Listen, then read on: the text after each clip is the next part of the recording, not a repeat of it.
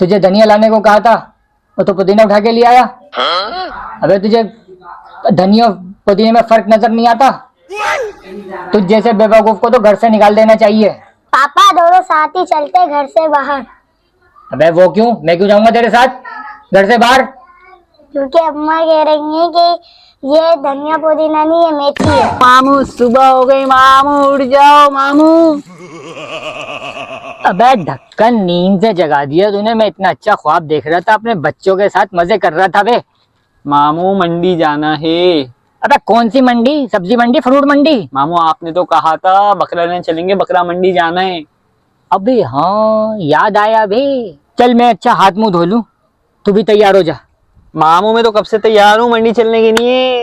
अबे ढक्कन, नाश्ता तो करने दे। मामू वही नाश्ता करेंगे भैंसों बकरों के साथ। चलो चलो चलो। अबे क्या घास खाएगा तू? मामू चलो मंडी चलते हैं, मामू चलो।